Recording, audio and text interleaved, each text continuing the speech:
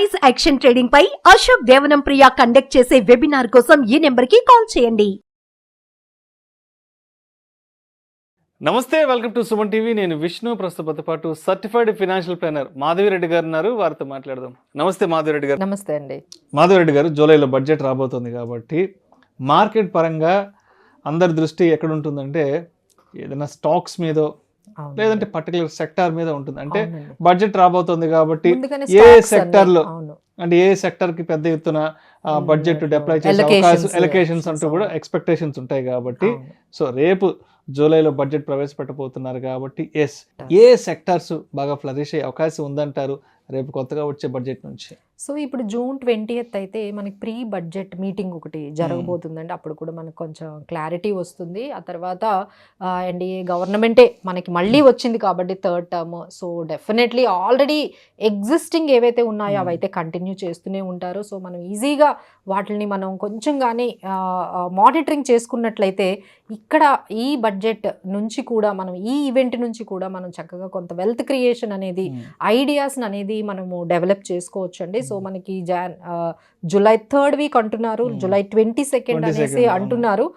So every one has to be prepared for this biggest event. ఇది last time లాంటి budget కాదు కదండి, ఇది ఫుల్ టర్మ్ బడ్జెట్ కాబట్టి అండ్ ఎస్పెషల్లీ ఫస్ట్ టైం వాళ్ళు ఈ థర్డ్ టైమ్ లో ఫస్ట్ బడ్జెట్ 3.0 లో ఫస్ట్ బడ్జెట్ కాబట్టి so definitely it will be very positive budget నే ఇద్దాము అన్నట్టుగా అయితే వాళ్ళు ప్రిపేర్ అయ్యే ఉంటారు. సో దీనికి సంబంధించి కొన్ని అయితే ఆల్రెడీ స్టార్ట్ కూడా అయ్యాయండి. అంటే మనకి డిఫెన్స్లో రాజ్నాథ్ సింగ్ అంటే మన డిఫెన్స్ మినిస్టర్ అయితే చెప్పారు, డిఫెన్స్లో 50,000 crores ఇంకొక 5 yearsలో ఎక్స్పోర్ట్ చేసే అంత లెవెల్కి తీసుకెళ్తాము ఈ డిఫెన్స్ సెక్టార్ని అంటున్నారు. సో దానికి సంబంధించి చాలా స్టాక్స్ ఉన్నాయండి. అంటే హెచ్ఏఎల్ కానీ, బిఈఎల్ కానీ, Cochin shipyard, Bharat dynamics, BEML, data pattern, Zentech, solar end.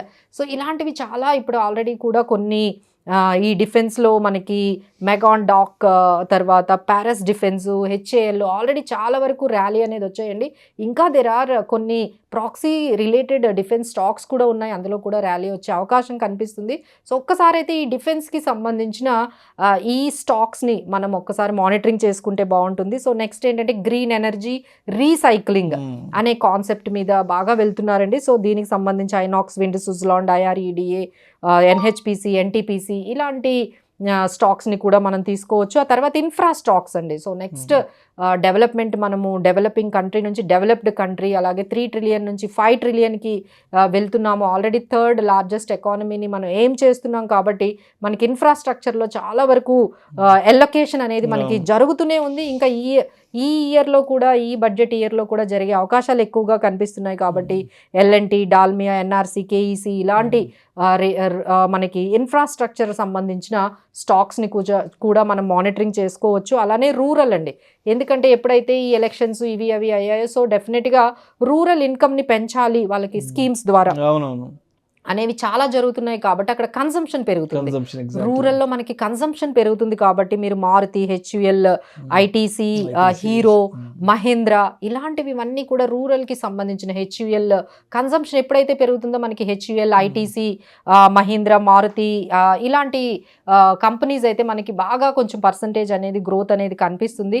Next railways అండి, అంటే లాస్ట్ టైం కూడా చూసాము ఒక యాక్సిడెంట్ అయింది. ఇంకా మనం టెక్నాలజీలో చాలా వెనకబడి ఉన్నాము, ఇంకా ఇన్నోవేటివ్గా ముందుకెళ్ళాలి చాలా వరకు. ఇంకా ఈసారి అయితే రైల్వేస్కి అయితే ఎక్కువ అమౌంట్ ఎలకేషన్స్ వాటి డెవలప్మెంట్ కానీ, టెక్నాలజీ కానీ, సేఫ్టీకి కానీ ఎక్కువగా ఇన్వెస్ట్ చేస్తారు కాబట్టి మనం ఆ స్టాక్స్ని మనం రాడార్లో పెట్టుకోవచ్చండి.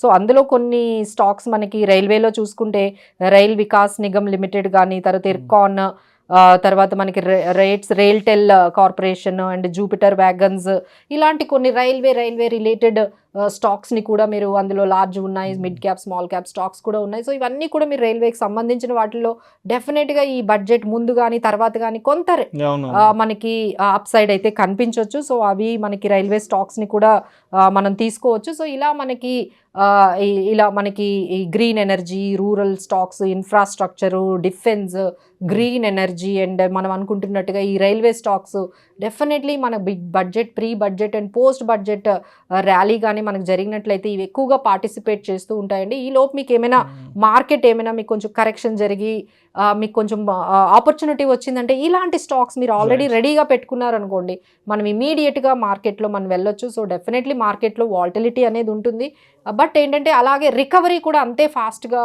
ఉంటుంది. కాబట్టి సో మీరు ఈ స్టాక్స్ని, ఈ సెక్టార్స్ని బడ్జెట్ అంటే ప్రీ బడ్జెట్ కానీ పోస్ట్ బడ్జెట్ కానీ మనకి ఈ ర్యాలీలో ఈ పార్టిసిపేట్ చేసే సెక్టార్స్ అండ్ స్టాక్స్ అండి ఒక్కసారి మీరు రాడార్లో పెట్టుకుంటే మన పోర్ట్ఫోలియోలో యాడ్ చేసుకోవచ్చు.